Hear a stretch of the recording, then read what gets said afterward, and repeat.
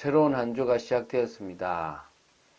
이번 한 주간도 말씀 따라가는 축복 있게 되길 바라며 참된 신앙생활을 시작하기 위하여 베델의 축복을 사실적으로 누리는 여러분 되시기를 주 예수 그리스도 이름으로 축원드립니다.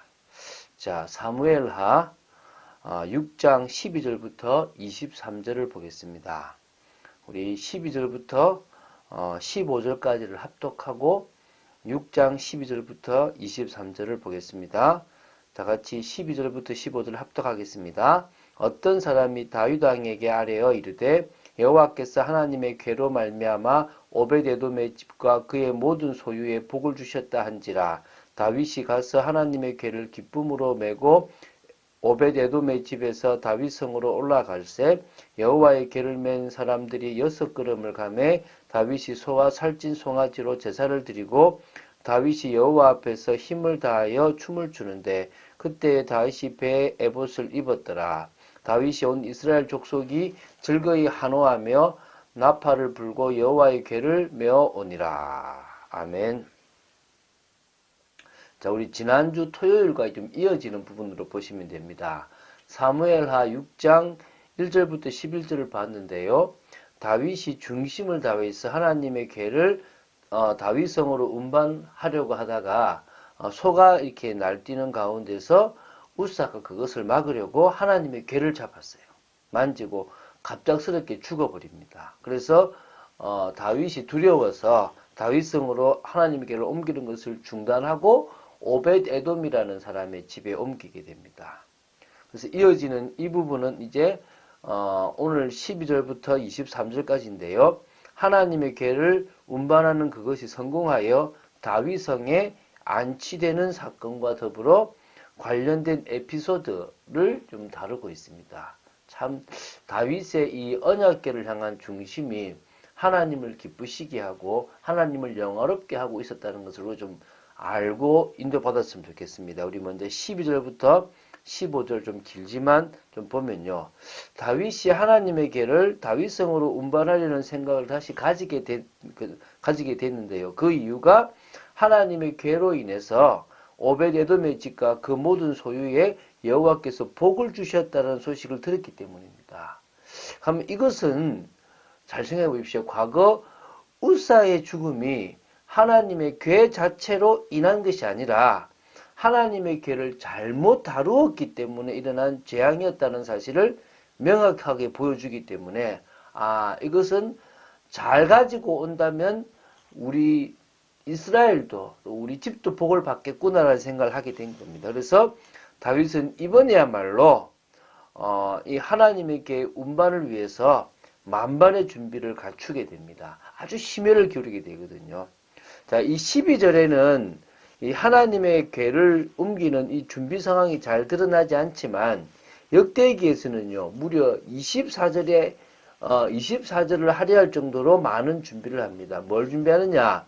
하나님의 궤를 안치할 처소를 준비하는 게 역대상 15장 1절에 나오거든요. 그리고 하나님의 궤를 운반할 레위인들을 선발하는 게 2절부터 15절에 나오고요. 하나님의 그 궤에 이동에 있어서 찬양대와 악사들이 찬양이 있었다는 내용들이 이 역대상 15장 16절부터 21절에 나오고요. 하나님의 궤를 운반하는 레위인의 직책까지 상세하게 기록하는 게 21절부터 24절까지 나옵니다. 그러니까 무려 24절에 걸쳐서 지금 이 언약궤, 그러니까 하나님에게 언약궤를 옮기는 준비를 철저히 한 겁니다. 그러니까 1차에서는 이것이 실패했지만 1차에서는 실패하지 않을 만큼 철저히 말씀 그대로 하나님의 궤를 무시하지 않는 방법으로 준비했다고 보시면 됩니다. 자, 그런 중에 그러면은 오벳에돔의 집과 그 모든 소유에 복을 주셨다는 사실이 왜 다윗으로 하여금 언약궤를 옮기는 계기가 되었느냐? 그게 바로 앞으로 장차 자신의 나라, 즉 하나님이 자신을 통해 다스리고자 하는 이스라엘 나라에 복을 주시겠다는 약속으로 받아들였다는 겁니다. 그래서 옮기게 된 거죠. 자, 자, 그래서 1차 때는 뭐였습니까? 수레에다가 실었는데 2차 때는 이 하나님의 말씀대로 레위인들이 직접 매게 했고요. 이 13절에는요. 하나님의 궤를 메고 6걸음을 가도 이상이 없는 것을 확인하고 감사해서 거기서 소와 살찐 송아지로 제사를 드리고요. 그리고 하나님의 궤가 오는 모습을 보고요. 힘을 다하여 춤을 춥니다. 그냥 근성이 아니라 온 힘을 다하여 너무 기쁘게 마음 담아서 춤을 추는데요. 이 배 에봇을 입었다고 하는데 에봇은 제사장의 옷이잖아요. 그런 옷이 아니라 왕복을 벗고 겸손한 자신의 모습을 표현하기 위한 옷을 입었다라고 보시면 되겠습니다. 온 이스라엘 족속이 즐거이 환호하였고요. 나팔을 불고 여호와의 궤를 메어오는 것을 보고 기뻐하고 또 메어온 겁니다. 자, 16절에는요. 그런 다윗의 모습을 이 사울의 딸 미갈, 아내였던 이 미갈이 뭡니까? 심중에 업신여기는 겁니다.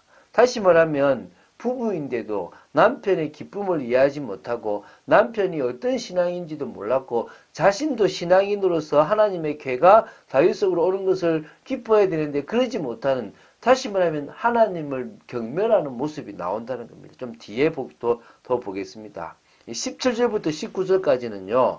그래서 이제는 다윗성에, 그것도 다윗이 준비한 그 어떤 위치에다가 하나님의 궤, 여호와 궤를 탁 이렇게 이게 장막을 친 곳에 두게 됩니다. 지금은 그게 없는데요. 제가 예루살렘에 가보니까 다윗성에 모형으로 된 언약궤를 둔 곳이 있어요. 여기 두었다라고 하는데요. 그곳으로 옮겼다라고 보시면 됩니다.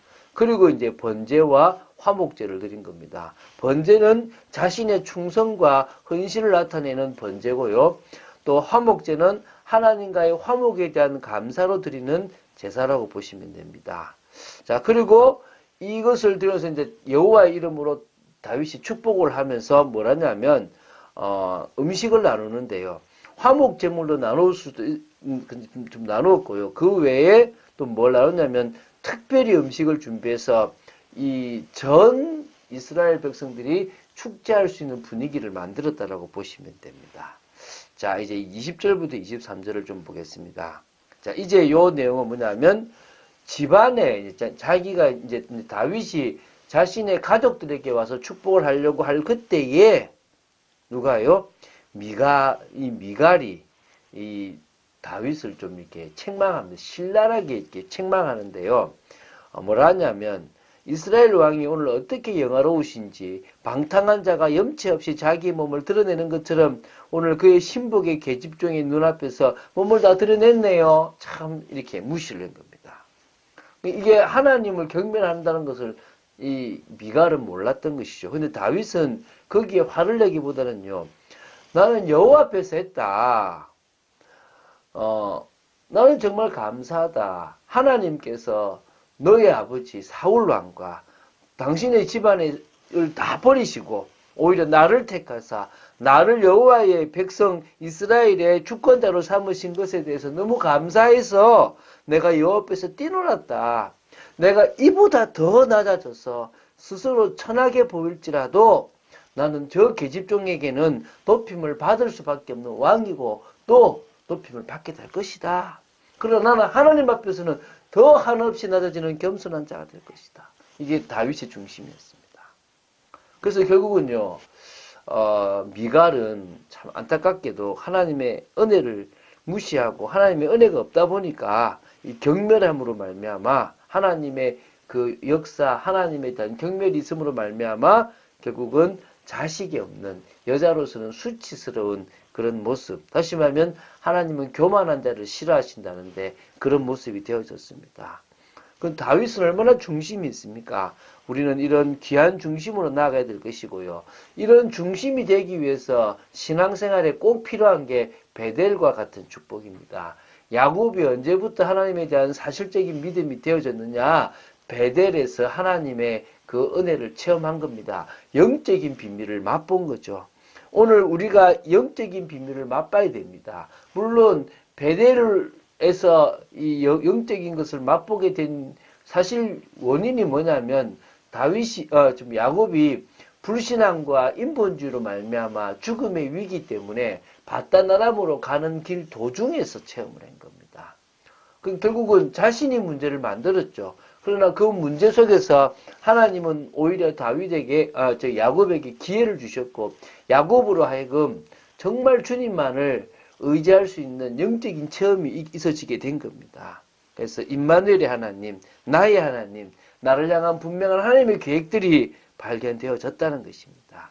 그래서 우리가 이 지식적인 신앙도 중요하겠지만 체험적인 신앙, 체험만 있어야 된다는 게 아니라 온전히 하나님의 그 은혜를 맛보는 체험이 있어야만 진정으로 성령님도 받는 삶이 되어질 줄로 믿습니다. 우리를 향한 일평생의 계획을 발견할 줄로 믿습니다.